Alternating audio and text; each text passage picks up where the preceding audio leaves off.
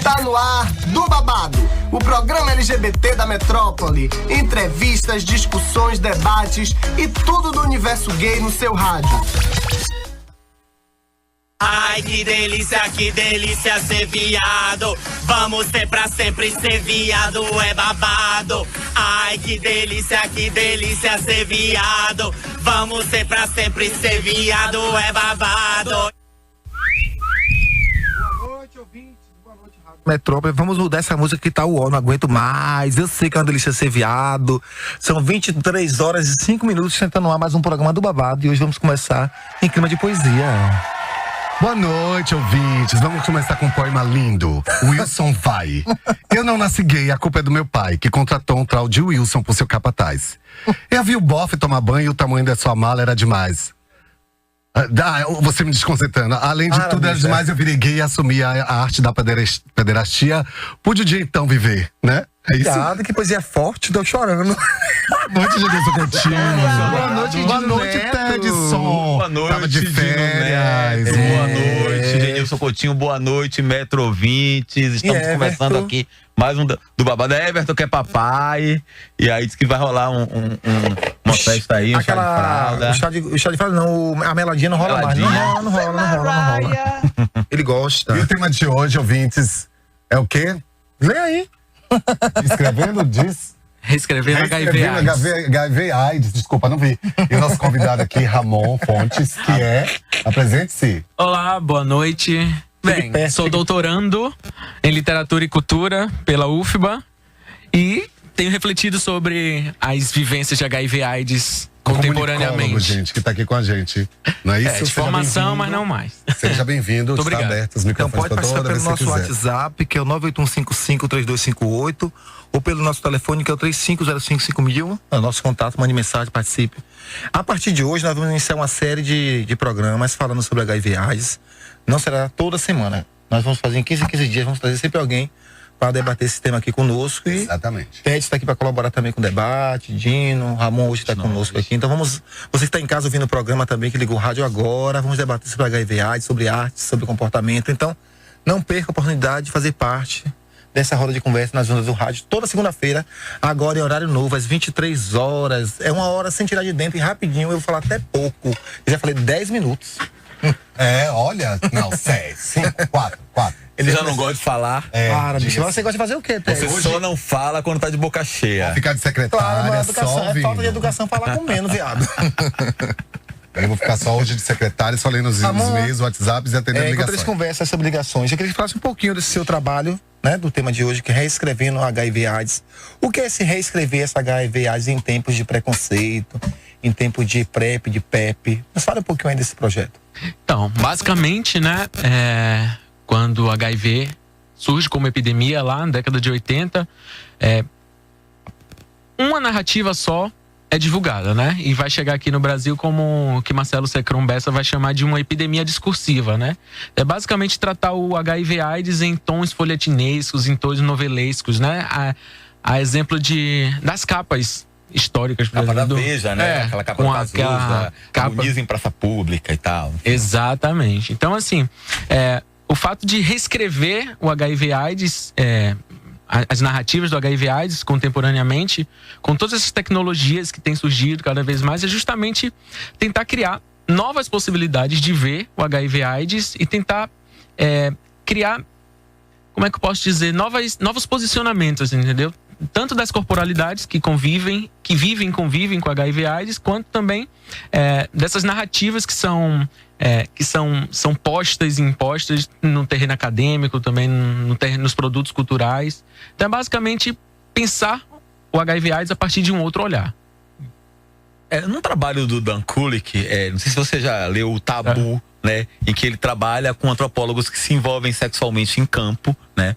E tem um dos trabalhos que se passa na Europa, se não me engano, na Dinamarca ou na Suécia, na Suíça, uma coisa assim, em que um dos antropólogos relata o envolvimento dele com um bailarino positivo naquela época, nos anos 80, né?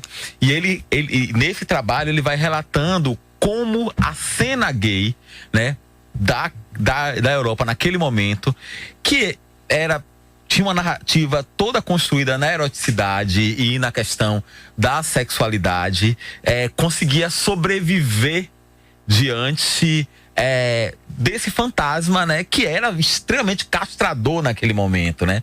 A questão do vírus naquele momento era devastadora. E existia ainda uma hoje, caça né? às bruxas. Mas assim, o peso que a gente Silêncio mata igual tanto, mata né? igual tanto. Com certeza. Mas naquele momento existia uma caça às bruxas, uma criminalização e um peso que era muito maior. Quando você se debruça sobre essa literatura, não digo após Coquetel, que é que você está trabalhando, mas a pré-Coquetel, eu lembro que eu li um Trem Fantasma, um livro que descrevia um pouco, era um livrinho bobo e tal, que descrevia um pouco o cotidiano da cena gay em São Paulo. Quando você se debruça sobre essa literatura, quais imagens que você tem daquele tempo, daquela época, como você enxerga isso hoje? Bem, então, eu nasci em 90, né? Portanto, eu nasci ali no limiar, entre a década de 80 e o alvorecer da década de 90. Então, assim, as narrativas do HIV, para minha formação, elas sempre estiveram no silêncio mesmo. Então, a gente... A exemplo do que Ronald Reagan fazia lá, de não nomear o HIV, então a gente foi crescendo nesse não falar sobre essa epidemia que matou tantos antes, que tantos corpos dissidentes tombaram.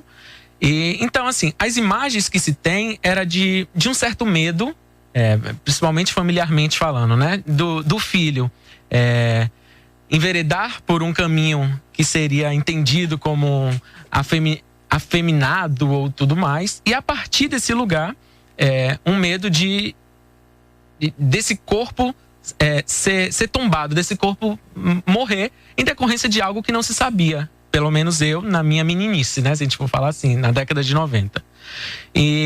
Então, assim, essas imagens, elas meio que vão se repetindo, mas elas elas vão aparecendo inicialmente na literatura, né? E a gente tem o Herbert Daniel e também o Caio Fernando Abreu, que foram grandes percussores, assim, em tratar a AIDS muito de frente, né? A AIDS, inclusive nomear ela e escrever a partir desse corpo que vive com essa chamada hoje infecção, né? Então, quando Caio Fernando Abreu, por exemplo, antes do Coquetel, né, vai escrever as suas cartas para além do muro, onde ele vai relatar em umas 4 ou 5 cartas aproximadamente, onde ele vai relatar e vai escrever claramente eu tenho HIV e tal, e como que é conviver com essa infecção naquela época. Ele vai usar a poesia como uma forma de dizer justamente isso que Técio falou, né? Que, apesar disso, como ele encerra uma das cartas, a última carta para além dos muros, ele diz assim: a vida grita e a luta continua. Então, assim, apesar dos corpos estarem tombando naquela época pelo silenciamento institucional, por toda a dificuldade mesmo para a rejeição da família, quando descobria, por exemplo, o diagnóstico, muitos corpos dissidentes foram expulsos de casa, porque as famílias não conseguiam lidar com aquilo. Então, assim, tem uma série que ela é chamada Não Enxugue Lágrimas Sem Luvas. É uma série dinamarquesa, e aí, em determinado momento, uma das personagens vai dizer assim: naquela época, na década de 80, nós carregávamos os corpos e os caixões ao mesmo tempo. Então, assim, se a gente pensar em uma certa sociabilidade LGBT naquela época, é difícil você conviver com um corpo que já está marcado para morrer naquela época, sempre, né? E aí, década de 80, e ainda assim ter que lidar com o luto daquele corpo que estava junto de você, criando sociabilidade contigo, descobrindo prazeres contigo, enfim, desbravando o mundo contigo naquela época, sabe? Ramon, como você tem acadêmica, comunidade, no geral, esse seu trabalho? Essa é uma pergunta bacana, porque há um certo movimento que tenta pensar o HIV/AIDS não apenas a partir da academia, não só a partir da academia, mas também a partir de um lugar de militância. E quando eu falo um lugar de militância, é justamente esse lugar que às vezes não necessariamente dominam uma certa discursividade acadêmica, não necessariamente domina, não que domine, mas também que não deseja ela em alguma medida, mas que trata em outras frentes a partir do HIV/AIDS, né? E aí lembrando, e é sempre bom lembrar, na verdade era para começar no momento da apresentação, justamente que o corpo que vos fala aqui hoje é um corpo carregado de privilégios, né? É um corpo que é lido socialmente como branco, é um corpo de classe média, é um corpo, portanto, que tem muitos privilégios e acesso a determinados espaços que nem todas as corporalidades e subjetividades estão autorizadas, ou se estão autorizadas, participam de forma mais ou menos precária, né?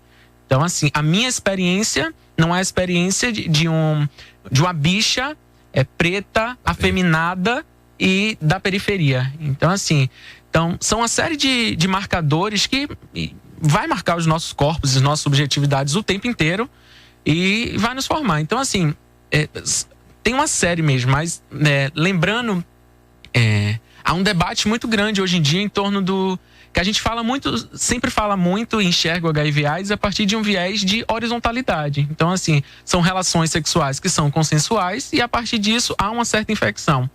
Mas há também um debate em torno das transmissões verticais de corpos, de pessoas que já nascem infectadas pelo vírus, digamos assim, a partir da amamentação e a partir da infecção dos corpos de suas mães e tudo mais, no período de gestação, pela falta de pré-natal, pela falta de cuidado, por essa não, como se pode dizer, esse fato de não chegar às políticas de saúde pública. Quando a gente estava conversando aqui, eu tenho uma experiência de fazer uma profilaxia pré-exposição a HIV desde 2014, né? PrEP, controlada em modo experimental na Fiocruz e também depois nos Estados Unidos. E é interessante que o PrEP foi implantado em Salvador em janeiro, né, no CEDAP. E eu conversando com o meu médico, ele fala assim, a adesão aqui ainda é muito pequena. Mas o que é que eu noto? Por que a adesão é pequena? Existe uma estrutura, tanto na Fiocruz do Rio, como nas clínicas de saúde sexual dos Estados Unidos, em que esse ser humano, esse corpo, né, que é negro, que é periférico, que é profissional do sexo, se sente muito acolhido. O CEDAP tem uma estrutura que é uma estrutura ainda muito de clínica, de hospital público, entendeu? Naquele lugar, sabe, que o profissional de saúde é heterossexual, o profissional de saúde é branco, o profissional de saúde é classe média. Você chega na Fiocruz Rio, por exemplo, você chega lá, o pessoal que está atendendo são transexuais, entendeu? A médica que atende é uma médica transmasculina, é outro layout. Existe uma sociabilidade. E olha só, que a gente tem uma estrutura física aqui muito melhor, porque lá eles atendem num container, né? E assim, num container dentro da Fiocruz. Tá. Mas assim, aqui a gente tem uma estrutura física muito melhor, mas de uma certa forma falta isso, entendeu? Falta que esse agente vá até esse lugar. Porque o cara que é marginalizado, que não consegue ter acesso à saúde básica, ele não vai chegar, entendeu? Ele não vai chegar dessa forma. E tem também uma questão, Tedros, que eu acho que é bacana frisar. Por exemplo, a AIDS, os discursos de HIV/AIDS durante muito tempo tiveram, e ainda tem hoje em dia, uma certa culpabilização do corpo. Por quê? Essa culpabilização diz de uma relação sexual. Como o sexo sempre foi tabu e é tabu na nossa sociedade ainda hoje em dia, não dá para se falar em sexo sem risada, sem medo de estar ferido a alguns padrões morais e éticos e cristão-cêntricos. Então, assim, quando o HIV e AIDS está atrelado essa narrativa do sexo, onde o sexo é uma relação consensual, onde você decide estar na relação, salvo os casos de estupro e de abuso e tudo mais. Quando a gente quando a gente tira essa narrativa da obrigatoriedade do sexo como um construto de liberdade e possibilidade do indivíduo, aí as pessoas vão dizer assim, só tentando responder ou complexificar um pouquinho essa dificuldade da adesão ainda. As pessoas ainda não estão acostumadas em lidar com o sexo de uma forma tranquila e desculpabilizada. Então, a dificuldade talvez de ingerir um fármaco que vai te entre aspas, prevenir de uma infecção por HIV, também passa muito por esse lugar, né? Então... Olha, chegou uma mensagem aqui, eu vou já lhe informar uma coisa. Oi, galera, bom programa, bom tema. A melhor dica é usar camisinha. Eu nasci em 1979 e na década de 80 tem a história da supermodelogia vivida por Angelina Jolie. Só digo a todos que se cuidem, parabéns. Ednei de Salvador. O que fazer quando... Uma pergunta, eu vou te informar uma coisa. Ela não morreu de HIV por contaminação sexual, ela usava heroína, viu, querido? A Gia. Já essa é a minha área, já eu vou lhe dando logo aula. O que é a sua área? A Gia, que foi um grande modelo, que a Angelina fez o filme, morreu de HIV, daquela maneira tosca que ela sofreu muito, né? A pele não tinha esse tratamento, a pele, quando foi arrancada da cama, ficou na... Tem relatos no filme que são reais da história. Dá conta dessa epidemia discursiva de horrorizar um determinado mas era corpo, mesmo que né? não se tinha. Eu perdi meu irmão assim, então, e era hétero, pra você ver. Já começa aí, ó, eu gay, eu perdi meu irmão HIV, né? Porque eu morava em São Paulo, eu não podia acompanhar. Sei que minha mãe sofreu muito. É o único lugar que recebeu ele foi Cotumaia e a casa, sei disso muito bem. Não, e assim, até hoje os heterossexuais têm no imaginário que eles estão imunes ao HIV. Ele era, como diz o povo, xerequeiro. Xoxoteiro. Exato. E ele tá perguntando o que fazer quando o parceiro, por mais que tenha muito tempo, insiste em transar sem camisinha. Ednei de Salvador. Obrigado pela sua participação, Ednei. Angelina Jolie foi contaminada por uso de seringa, porque ela era viciada em heroína. Desculpa. Angelina Jolie não, perdão, a Gia, a modelo. Pode responder a pergunta?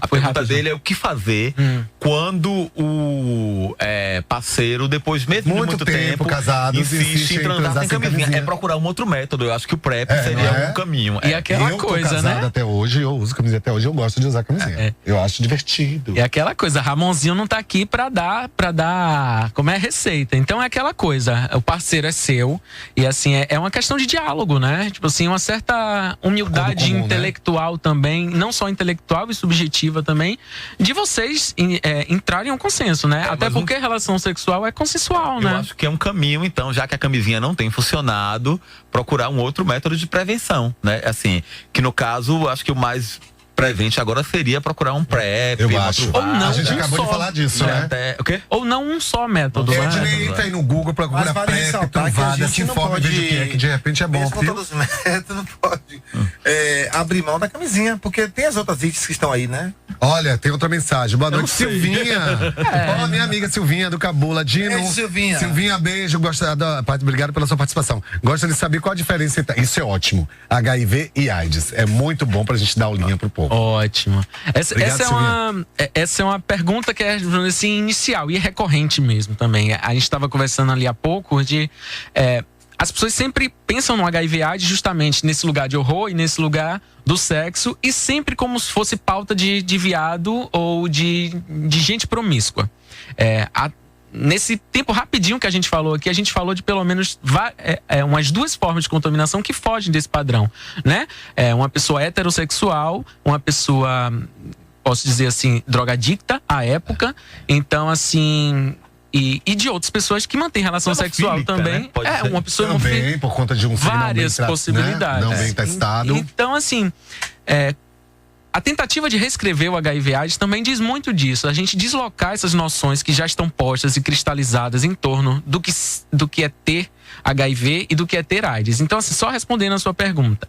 Hoje, como consenso e até uma informação, de saúde ou institucional, biomédica, o HIV seria justamente o vírus da imunodeficiência humana e a AIDS seria o momento onde o vírus HIV, quando ele não foi tratado, ele não foi controlado pelos medicamentos antirretrovirais hoje em dia, ele se replica de tal forma no organismo do indivíduo infectado a ponto de debilitar o sistema imunológico da pessoa. E quando esse sistema imunológico da pessoa está debilitado, é isso que a gente tem chamado de AIDS, que já é um quadro de doença, né? É quando o corpo, o organismo não consegue responder mais a qualquer infecção banal, como uma gripe, uma tuberculose, algo do tipo, e o corpo vai sucumbindo por isso. E daí aquelas narrativas anteriores, aqueles corpos esquálidos e tudo mais, aquilo dava conta de um estado de AIDS. Ok, eu sou uma pessoa que vivo com HIV, tá bom? E por controlar o meu HIV, a partir do tratamento antirretroviral, eu, em tese, não vou chegar a desenvolver um quadro de AIDS, que seria a doença, né? Estágio, no momento onde esse tratamento é suspenso. Essa vacina que agora foi anunciada em todos os jornais essa semana passada, na sexta-feira, se eu não me engano. Em todos os jornais, Jornal da Record, no Jornal Nacional. É o quê? É uma vacina já, o quê? 99%, 90%? Tedson, você viu? Eu não vi. Eu também não vi, não. Mas, viu? Mas de antemão Essa vacina é para pessoas HIV ou para quem ainda não foi infectado? Então, é justamente isso. Eu não tenho Vou dar uma catada já aqui pra ver certeza isso, aí. tá? Pra gente... Já que você falou de você, né? Tem uma pergunta que eu acho que vai ser muito importante. Eu passei nos últimos tempos com 3 interlocutores que viraram amigos, que se infectaram. E eu senti uma dificuldade muito grande de lidar com o diagnóstico, né? É muito difícil você receber essa notícia, né? E abrir o exame, pedir e ser avisado de que vai precisar fazer uma confirmação, que vai fazer um carga viral. Isso é muito, muito complicado. Eu queria saber de você como é que foi como esse diagnóstico chegou para você. Como é que você como foi lidar com isso, né? Como é ser avisado, né? Então, é o que eu tenho tentado dizer, né?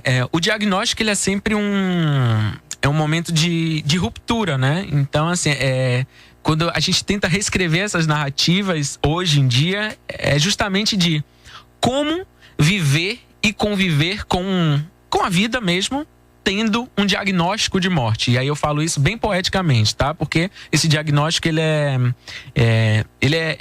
relativizado. Mas é assim, socialmente, entende-se que esse corpo já está marcado para definhar e morrer. Mas é justamente quando você recebe o diagnóstico, como é que você ressignifica essa existência com uma infecção crônica agora e justamente lidando com todo o arcabouço de vida que se tem, mas tendo esse diagnóstico, essa narrativa de morte contigo. Então, assim, não é um processo fácil, eu não vou dizer que é fácil, porque a gente... Como qualquer doença, vamos deixar claro. Qualquer infecção crônica, exato. É tão igual quanto, tem remédios controladinhos naquele horário, todo dia, como qualquer doença. Vamos dizer que é uma doença como qualquer doença. Mas o HIV/AIDS, ele tem um componente a mais, né? Que, tipo assim, além da existência do discurso do coitado, ele foi acometido por uma determinada doença, pesa também sobre esse corpo que se soro positivou em alguma medida, todo o estigma e toda a construção que teve da imagem antiga do HIV/AIDS. Então, porque você pegou. Não, mas vamos trair o HIV porque você é descarado. Porque você naquela quis época a pessoa e você buscou. Gente, não é assim, né? Não é? E aí você cai numa coisa, porque assim, ultimamente eu vi, saiu uma estatística, né? Do índice de contaminação em São Paulo, né? E um índice alto e tal. E que eu acredito que também deve ser muito grande entre heterossexuais, mas eu acho que os heterossexuais não se testam. Eu por exemplo, eu dividi a vida toda quarto com meu irmão. Nós temos a mesma faixa etária e tal, uma diferença pequena de idade. E assim, eu sempre tinha camisinhas, sempre me preocupava, fazia teste, mas eu nunca vi uma narrativa do meu irmão assim, dizer assim, fiz um teste de HIV. Né? Preocupações eram outras, né? A preocupação era de não engravidar a menina. Que achava que ela tinha a lata de leite não é máscara. Aí, quando eu vejo, quando eu leio sobre essas estatísticas, eu fico pensando, um em cada 4 homens, né? Homens gay, homens que fazem sexo com homens, são positivos, assim. Quando eu vejo uma estatística como essa, eu imagino, eu digo assim, essa narrativa é uma narrativa que ela é espalhadora de pânico também, porque a gente sabe que os heterossexuais, eles não se testam. Pelo menos com a mesma frequência que a gente se testa. Pelo menos com a mesma frequência. Eles se testam muito pouco. Muita gente nunca deve ter se testado mas sabe o que? Sífilis, gonorreia, não faz HIV, não. Não faz. Eles não se testam. Existe aquela... inclusive até a própria TV Globo, por exemplo, em determinado momento, lembram do episódio Marcelo Dourado no Big Brother? É a Globo que às vezes é muito progressista, né? Em suas pautas, eu tive vergonha se eu fosse jornalista de Pedro Bial não se pronunciar. E aí assim, cara, o silêncio sendo reiterado, entendeu? Né? E aí, silêncio, ninguém diz nada. Vergonha. Precisa ser obrigado pela justiça. Então, assim, eu duvido um pouco dessas estatísticas, assim, de que elas estejam corretas. Para mim, eu acho que o número é muito maior. E a gente estava tocando numa coisa que é a questão da educação. Quando você fala do silêncio, né? Você lembra que você trouxe a questão assim, eu sou mais velho que você, né? Eu fui adolescente nos anos 80, né? Criança nos anos 80 e adolescente nos anos 90. Eu também. Mas assim, eu lembro Sua casa risada. da diretora da minha escola católica dizer que não queria camisinha na escola, mas de toda aquela narrativa e daquele discurso de medo, né, que existia com a questão do HIV. Eu lembro que morava numa cidade pequena, minúscula na época, de 6 mil habitantes, e eu lembro que um irmão de uma amiga minha, que era comissário de bordo, morava em São Paulo, chega para ser sepultado e o caixão dele não é aberto, né? E aí, assim, as pessoas diziam que era meningite, o bochicho que era HIV e tal, aquela coisa, isso no início dos anos 90 e tudo mais. Mas, assim, eu queria esse arrudeio todo, né? Tudo bem prolixo hoje. Tá prolixo mesmo. É para chegar nessa questão da informação. A gente vem tendo governos omissos, né? Tanto na questão da educação para a sexualidade, como nas campanhas de combate a ISTs e ao HIV, né? Há muito tempo. A gente vem passando por um governo FHC, por um governo Lula que foi omisso, pelo governo de Dilma Rousseff que foi omisso, e a gente entrou numa onda conservadora que talvez faça com que a coisa piore. Como é que você enxerga esse quadro, assim, da questão das campanhas e da possibilidade? Fraquíssimas. Lembrando, a gente estava conversando mais cedo, o Genilson também falou uma coisa interessante, né? Que essas campanhas específicas, elas se restringem a 2 momentos específicos, né? Que é o 1º de dezembro, que é o Dia Mundial Internacional da AIDS, de prevenção do HIV/AIDS, e no Carnaval, para o nosso contexto específico. E aí, só para complexificar mais um pouquinho, é lembrar que a própria criação de uma doença no terreno da saúde, ela não está encerrada apenas no campo da saúde, né? Ela é uma doença que diz muito de uma indústria farmacêutica, ela também diz muito de quanto dinheiro se gira em torno de determinados fármacos que vão fazer parte de determinadas curas ou formas de amenizar determinada doença. Então, assim, lembrar que a construção da epidemia do HIV/AIDS, ela também é muito formada por uma estetização capitalista mesmo, né? Então, assim, essas campanhas, elas têm momentos também de acontecer, e não é de se estranhar que elas apareçam apenas em momentos específicos para dar certo significado à continuidade dessa doença, entendeu? Então, assim, só tentando responder um pouquinho aquilo que a gente estava falando mais cedo também, de uma vacina, algo que gira em torno de uma cura do HIV/AIDS. É interessante perceber que em momentos de dificuldade ou momentos de rupturas difíceis, como a gente vê socialmente assim, há sempre um surgimento de uma possível cura para algum mal grandioso que assola a sociedade. E aí, as narrativas de cura a doença tem a questão da justificativa. Eu não estou dizendo que é o seu caso, mas que uma pessoa, vamos dizer, um cientista desse muito inteligente, que dedica a vida toda, se tem alguém na família dele, o próximo que apareceu, você sabe que ele enfia a cara, porque toma as dores, né? Na pesquisa até descobrir. E eu acho que acontece muito porque quando minha mãe foi embora já, mas sempre falava, doença é uma das coisas mais justas no mundo, porque mostra que todo mundo é igual, não é? Fala que, tá vendo? O rico, o pobre, não tem que esse negócio de que o cara é branco, é rico, não vai ficar doente igual. Vai todo mundo igual. Mas aí no HIV é perigoso também, porque ele reitera o próprio discurso da culpa, assim. Tipo assim, quando a doença, ela, entre aspas, normaliza todos os corpos, a gente entende que não, né? Porque, por exemplo, vamos pegar um exemplo de uma roda de amigos mesmo. Um amigo hétero, cisgênero, branco, ele falou no meio de uma roda, algum amigo meu disse assim, eu sou chapista mesmo. Chapista que transa sem camisinha e tal. Joga sem chuteira. Joga sem chuteira. Isso em um ambiente de risada, como se aquilo fosse naturalizado. Lugar comum. Tipo assim, para aquela corporalidade dele, se uma doença, digamos, uma infecção crônica como HIV acontece na corporalidade dele, ele vai ser entendido diferente do meu corpo, que é gay, que já tem determinados padrões identitários ou determinadas camadas identitárias que vão me julgar diferente do julgo que é feito para ele. Mas tem que ser igual. Mas o Presume-se. mas o que acontece, né? Tudo que você... Quando você fala de... Principalmente eu acho que de HIV AIDS, existe um peso que é social, né?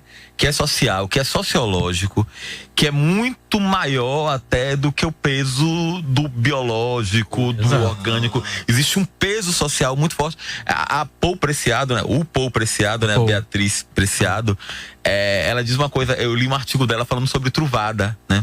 Sobre a medicalização dos corpos e tal, e de como você pegava o feminino, né, e assim, a questão do corpo passivo, né, e empurrava a medicação e a coisa do antirretroviral, e como esse feminino é culpabilizado, tanto que dentro da comunidade LGBT se imagina que só o feminino, né, vai contrair HIV. Exato. Quero aproveitar e informar os ouvintes, são 23 horas e 35 minutos. Gente. Estamos conversando com o Diego Fontes, que está debatendo conosco aqui. HIV AIDS, reescrevendo essa história. Então, você que não participou ainda, participe. Nosso WhatsApp é o 98155-3258 e o telefone é 3505-5000. Ramon, quero te fazer uma pergunta. Pois não. A gente já é comum a gente ouvir falar que existe os discordantes namorando com portadores. Os discordantes. Pessoas discordantes são as pessoas que namoram com a pessoa que tem HIV, né? Então, assim, eu queria saber de você, como é que acontece esse processo, no seu caso? Você conta logo pra pessoa que você é portador do HIV, você não conta? Porque tem pessoas que namoram com a pessoa, mas omite essa informação, talvez do medo da pessoa largar, por causa do preconceito. Cada um tem sua história, né? Exato.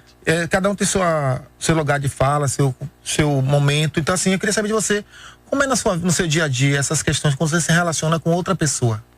Bem, no meu caso especificamente, já é público, né? É público, o entendimento desse diagnóstico, dessa infecção, ele vem sendo construído ao longo do tempo como uma narrativa de entendimento do que é viver com a infecção crônica, mas em se tratando de relacionamento, assim, é algo tão pessoal que depende muito de quem é esse parceiro e quem que vai dividir essa sua subjetividade, quem que vai dividir contigo, mas de antemão tá posto, né? Eu sou militante da causa, então minhas redes sociais estão abertas o tempo inteiro, todas as postagens estão em primeira pessoa, então assim, há uma certa leitura, mas para aqueles que decidem estar comigo, de antemão, até como uma certa terapia de choque mesmo, para quebrar esse silêncio, eu informo da minha sorologia. Me diga uma coisa, quando você descobriu, você foi no seu aniversário, você foi a médica, fez um exame, que recebeu o resultado do exame. Como foi que você lidou com a situação? Não foi uma coisa legal, mas como você buscou quais caminhos, além do acompanhamento médico, do psicólogo que acompanha as pessoas, onde foi que você buscou na internet, alguns amigos, para que você conseguisse internalizar algumas informações que viessem de uma certa forma como um conforto para você nesse momento de descoberta? É engraçado você falar no passado, porque parece como algo que já resolvido. Não é, na verdade, né? É algo diário, como todo o entendimento de uma infecção crônica, né? Então, assim, primeiramente, que é objeto do meu estudo mesmo, fora Temer, nem sei se pode, falei. Primeiramente...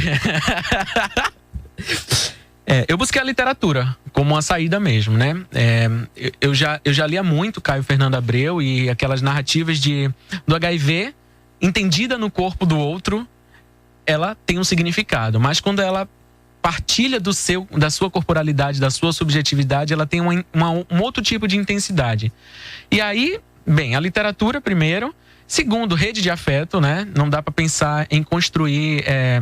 essa saúde mental e essa saúde física sem a construção de a rede de afeto mesmo, né? Assim, de amigos e qualquer doença, dessa rede de amigos que às vezes não... Eu tenho um grande exemplo, um grande amigo meu, irmão, ele quando eu externalizei para ele disse assim: irmão, eu vou ser bem sincero com você, eu não sei absolutamente nada, mas eu garanto para você que semana que vem a gente vai conversar e eu vou saber tudo, assim, sabe? Isso é o máximo.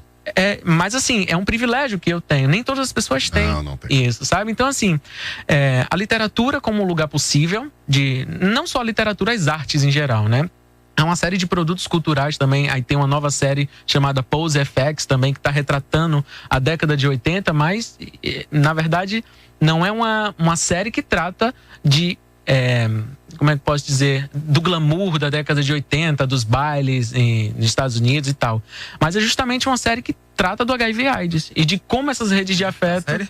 É Pose FX. Ela passa na Fox, se eu não me engano. Mas como eu sou uma bicha bem truqueira, eu baixo na internet, né? Desculpe. Todos nós aqui, todo mundo é truqueiro aqui, meu filho. Onde, bicha? Para de aguentar, Baixo né, tudo cara? também. Deixa eu te falar, você Pois não. acha, pensa também como que as doenças que aparecem novas, que são difíceis de ser curadas ou que não tem cura, é pra dar uma sacudida na medicina, na ciência, pra dar uma estudada a mais, meter a mão, meter a cara? Porque você viu que na época, antes de aparecer o HIV, não tinha nada que assustasse o mundo. Eu acho que assustou o mundo, não foi um lugar. Tudo bem que a África, pela pobreza, pela falta de estrutura de um país muito pobre, foi um dos primeiros né, tá todo mundo boom. Mas deu uma sacudida, né? Na medicina, na ciência, na tecnologia. Vamos estudar isso, porque...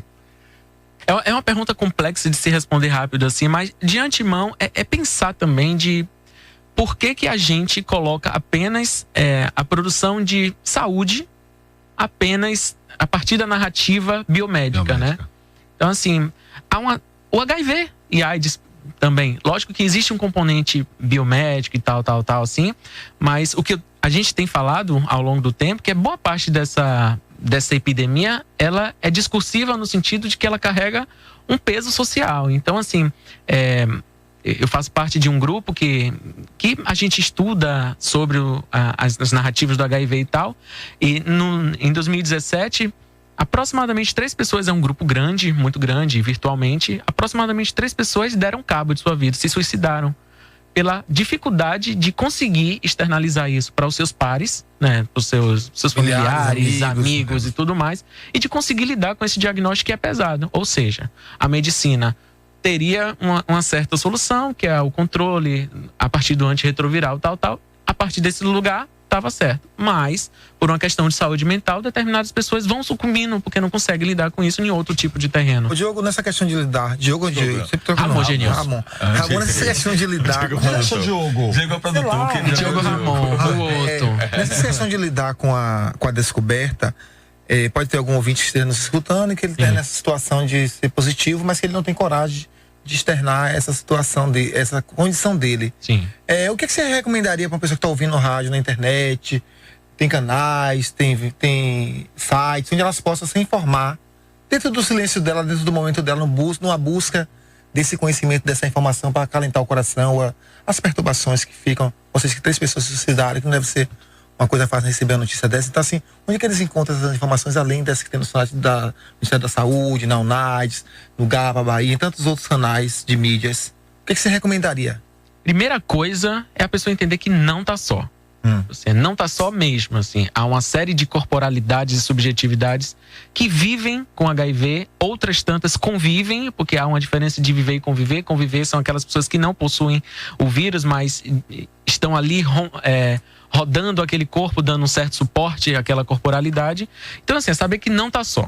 A partir desse momento de saber que não tá só, como você mesmo falou, há uma série de canais, se a pessoa é mais ligada, antenada no YouTube, uma série de canais que se autorizam, a partir desse estudo específico mesmo, informações institucionais mesmo dos órgãos de saúde. Há também uma profusão de produtos culturais assim que hoje tocam também no HIV/AIDS, né? A literatura, o cinema tem tratado muito disso, as séries de TV. Então, assim, há uma certa explosão discursiva em torno desse HIV/AIDS, principalmente após o advento do coquetel. Porque se antes esses corpos estavam marcados para morrer, e aí eu volto à afirmação que eu iniciei antes, né? Como é que é viver com um diagnóstico de morte, esse diagnóstico social, né?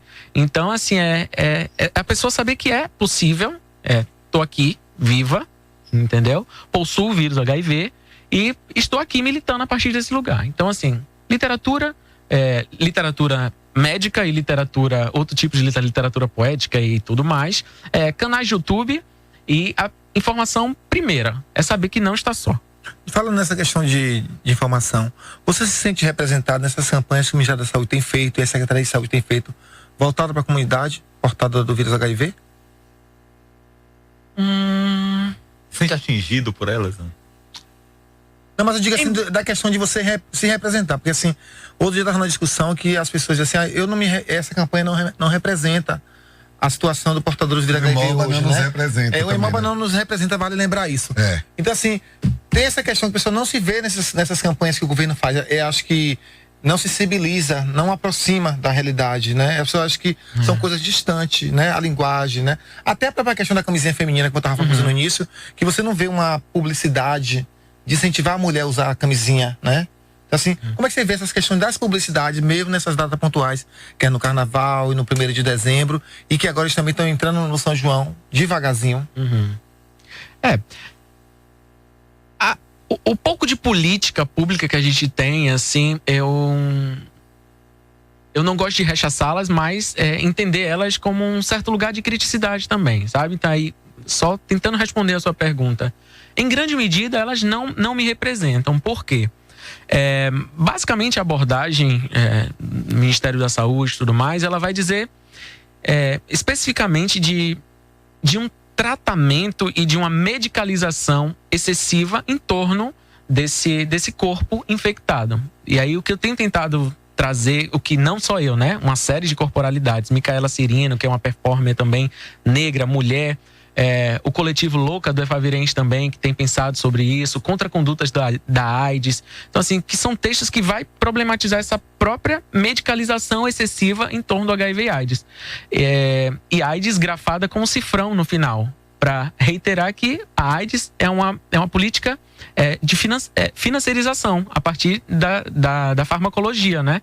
E aí, quando você fala de Paul B preciado, um corpo trans, um corpo de um trans homem, que ao longo da sua criação corporal e subjetiva, se utilizou desses fármacos em alguma medida, não desses especificamente do HIV, mas de outros fármacos, assim, para construir a sua corporalidade. Então, assim, essas políticas institucionais, em boa medida, não me representam porque elas focam apenas em um aspecto medicalizador dessa epidemia. E quando eu digo de novo que a gente tem tentado reescrever essa história, é para justamente chamar o HIV para um outro plano que não seja apenas o da saúde. Uma coisa que eu acho importante a gente tocar, eu estava escrevendo um capítulo da minha tese que trata de HIV/AIDS, né? É um capítulo que fala de jogar sem chuteira e parte de uma performance, né, em campo, que traz uma discussão bem criminalizante na comunidade da UFBA, assim, uma coisa descontextualizada que aconteceu no campo, que foi filmada, jogada na internet e tal. E aí, assim, tem uma coisa que é interessante, que eu acho que é bom a gente tocar, e eu queria saber como é que você encara isso, é uma questão que é da pedagogia, da prevenção e da pedagogia do tratamento, né? Dessa autonomia que a pessoa tem para escolher o tratamento. Como é que isso foi para você? Porque isso é bem importante, né? O tratamento que mais se adequa, que mais... Como é que isso foi com você, para você e tal? Dentro das possibilidades ofertadas, o nosso organismo e a nossa objetividade, ela vai reagir em alguma medida, né? Eu, por exemplo, eu já fiz a troca de um antirretroviral porque ele estava alterando, por exemplo, na minha saúde mental. Assim, episódios de insônia, episódios de mudanças bruscas de humor. Então, assim, isso é sempre um diálogo diretamente com a equipe que te acompanha. Então, assim, como é que eu lido com essa oferta? A pergunta foi... Como é que você teve autonomia, por exemplo, de escolher o melhor tratamento para você, né? E como hoje se fala em pedagogia de prevenção, né? Em que as pessoas tenham essa autonomia, que elas tenham um leque de opções e de que não seja imposto para elas como prevenir ou como se tratar, né? Que existe uma autonomia, que esse paciente seja ouvido, né? Ah, sim. Eu queria saber como é que você tem... Em tese nessa como é que pode dizer, nessa proposta do SUS, ela seria viável, mas muitas vezes isso não acontece, né? é o medicamento que está posto, e também, só fazendo uma certa crítica, é um medicamento que está posto aos trancos e barrancos, digamos assim, porque vira e mexe a episódios de dificuldade de entrega de medicamentos. Então, assim, essas pessoas que vivem desse medicamento antirretroviral, às vezes têm dificuldade de pegar esse medicamento porque o remédio não chegou, porque teve problema no lote. Então, assim, há uma série de coisas, assim, que pra gente tratar isso rapidamente, que seria... E assim, eu quero lembrar... Tem mensagem, né? Tem só uma que ela quer saber como é o índice entre mulheres gays. Qual foi o índice? Foi o número? Na verdade, eu não vi. Tem um aumento no índice. Tem um aumento no índice de mulheres contaminadas. Mariana que assina aí. Obrigado, Mariana. E principalmente de mulheres com a idade mais avançada, né? Com mais de 50 anos. Mas isso foi por conta do azulzinho. Mas também não se fala da orientação sexual dessas mulheres, né? Mas a gente pode verificar até no próximo programa que for abordado, a gente já faz essa pesquisa e traz uma coisa mais amarrada da Mariana. O azulzinho é bem culpado. Eu quero aproveitar e avisar que amanhã no meu canal do YouTube, Genilson Coutinho, a partir das 20 horas, nós vamos falar sobre PrEP e PrEP. Vamos conversar com o Edivaldo Júnior, que é um enfermeiro do CEDAP. Então vai ser um bate-bola muito interessante sobre dúvida que as pessoas têm sobre o medicamento, quem pode tomar, quem não pode tomar. Então a gente está fazendo uma extensão desse programa de hoje no meu canal do YouTube amanhã. E no nosso Instagram no YouTube, o Programa do Babado, que é o nosso Instagram, vamos também colocar algumas dicas de canais onde as pessoas podem buscar mais informações, pode mandar perguntas pra gente também, pra gente já ir arquivando pro nosso canal. E também no 23.com.br, lá tem matérias também falando sobre o assunto, acesse, participe. Sobre a nova vacina, que eu vou dar rapidinho só uma leitura aqui, para os meninos saberem. Vacinas contra vírus HIV devem ser primeiros testes com humanos em 2019. Leia mais no 23.com.br. Tá no 23. Corra lá, Ninha. E rapidinho, só tentando responder rapidamente a Mariana, assim, até a dificuldade de dar conta desses números agora diz muito da nossa própria ignorância em torno da grande epidemia HIV/AIDS, tá bem? Então, assim, é isso, né? É algo que não cessa. É a gente continuando aí e vamos lá. Então, pois é, nós estamos acabando o programa de... Ramon, quase esquece, beijo pra Chamarinha, feliz aniversário. Chegou uma mensagem, lê aí. Chegou uma mensagem. Vamos ler as mensagens. Lê aqui a primeira, essa ainda tá digitando, vê de cima. Isso. Olá, Metrópole, quem fala é Pedrinho, tô aqui na minha insônia. Pedrinho, um beijo. Quebrando muito preconceitos, ouvindo sobre HIV. Li recentemente algo sobre indetectável. O que seria? Por que tanta gente não conhece esse termo? Beijos pro pessoal do Babado. Pedrinho, beijo. Pedrinho. Responda ou você responde? Eu posso responder. Eu sou indetectável, eu sou um corpo indetectável. O que é ser indetectável? Indetectável. Vírus, que tem vírus, indetectável é você tomar regularmente o antirretroviral. Antirretroviral seria esse medicamento que vai diminuir a tal ponto as cópias de vírus no seu sangue que ele vai indetectar essa carga viral nos exames que são feitos. E já está mais do que comprovado, inclusive é capa no meu Facebook, são três estudos internacionais, e agora vai me fugir o nome, que indetectável é igual a intransmissível. Ou, em inglês, Tedson que sabe, U é igual a U. Undetectable, it's equal intransmissible. Então, assim, pessoas que são indetectáveis não passam o vírus adiante. Entendeu? Por isso que a gente tem falado muito se teste. A partir do momento que você faz o teste, que você tem a certeza da sua sorologia, você é responsável por não passar o vírus adiante. Se a gente pode dizer assim. O Ministério da Saúde está falando que tratamento é prevenção, né? E até a própria questão da mulher, quando que ela quer engravidar, que o marido é soro positivo, ela é discordante, tem um processo de tratamento que ela pode engravidar e a criança não nascer com o vírus. Aproveitando e falando em corpos, a partir do dia 12 vai acontecer Mostra de Vírus, que traz o corpo para o centro das discussões. A partir do dia 12, então corre lá no 23.com.br. Vai ser um debate importantíssimo voltado para a comunidade LGBT. Vai ter performance, vai ter show, vai ter debate. Então corre lá, e lá tem mais informações. Vai, Dino. Primeiramente, beijo para as POCs. Eu dei entrevista hoje, bem esclarecedora, muito bom. Entendimento do local do HIV/AIDS, muito legal. Quem fala é Marcela. Obrigado, Marcela. Valeu, Marcela, um beijo. Desculpa. Henrique Brinco, um beijo, também está escutando o programa. Ednei César, Conceição Jiquié, Cleiton Chamarri, aniversário em Recife. Quero mandar um beijo para Lulu, que ontem fez a Ocupa Copa no Vila Velha, que morreu. Teve o Baba Bras Drags, eu não fiz. Um beijo para Valerie O'Hara, na segunda edição do concurso Super Talento que rolou ontem. Quem ganhou ontem foi Safira Lux, que foi a melhor da noite. E a fracassada foi Taylor. O nome dela é Taylor. Eu quero mandar um beijo pro doutor Jun Suto, que escuta a gente lá no posto odontológico lá do Dique do Tororó. Beijo, um Falou abraço. que sempre escuta a gente. Pra Jonathan, que escuta a gente em Lauro de Freitas também. Quero mandar um beijo também, aproveitar para avisar, para falar com o Júnior do CEDAP. Muito obrigado pela gentileza que nos concedeu a entrevista. Inclusive, Júnior tem feito um trabalho nas saunas, nas ruas. Ele tem levado esse debate. Na semana passada ele foi no Clube 11 falar com os meninos que trabalham lá, falou com os clientes também sobre a questão da PrEP, que está sendo... Maravilha, Júnior. E é bom a gente lembrar que Salvador é a 12ª cidade, é a 10ª cidade que foi escolhida pelo Ministério da Saúde para receber a PrEP aqui na cidade. São 12 cidades. Salvador está incluído nesse... Taylor Fox, que ficou... Inclusive tem uma coisa interessante, é que Salvador vai ser a primeira cidade a testar PrEP, né? Uma das primeiras cidades a testar PrEP em adolescentes, no estudo da Inês Dourado, né? Que é professora do ISC. Então é uma outra coisa que também a gente precisa... Então, Ramon, né? Suas redes sociais para a gente aí, para não errar mais o nome. Então, Ramon Fontes, Virgenilson. Opa! O Instagram, @Ramon_Fontes, né? Tem mais informações lá. Eu tenho postado cada vez mais sobre essas autobiografias, né? De como é viver e conviver com HIV/AIDS. Dizer que também... Você fala de Perlonga, né? Perlonga Nestor Perlonga. Escreve, né? E que escreve o que é AIDS, inclusive, né? Na coleção Primeiros Você fica dando Passos, spoiler todo mundo... programa e deixa o rapaz das redes sociais dele. Você vê que não dá uma hora, né? Não dá, se aquete. É um assunto que a gente deveria ter. E dizer também que tem um artigo meu que justamente trata dessa cartografia dessas produções autobiográficas numa literatura pós-coquetel, que foi aceito para ser apresentado agora na Universidade de Córdoba. Maravilha. E lembrando que eu tô sem bolsa, então assim, tem uma campanha, uma vaquinha online, tá bom? Dá um alô lá pra Mana, pra ajudar, pra Ajude fazer a Mana, a minha irmã. bicha. Mande pra gente colocar lá no site, vocês vão participar Passando a também da cumbuca do Aqué. Cadê Marcon a Rica? Arrasou. Marrom a Rica. Ela já colaborou. Semana que vem Ela tira R$1.000 assim, bota na mão da pessoa. O cheque especial dela aqui. Gosto assim, pode chamar semana que vem também. Dino Neto 1, @yahoo.com.br ou @Dino Neto 1. E Svat Auerman Drag.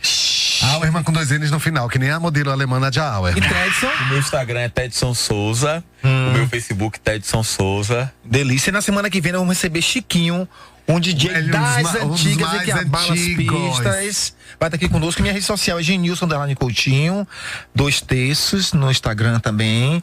Programa do Babados, estamos também no Instagram. E tô em qualquer lugar, né? Só me ligar que eu tô por aí. Boa semana pra você. Beijo. Beijo, Maspoca. Um beijo, até Obrigado, a próxima. Ramon. Ramon, beijo. Muito Foi muito bom. Maravilhoso.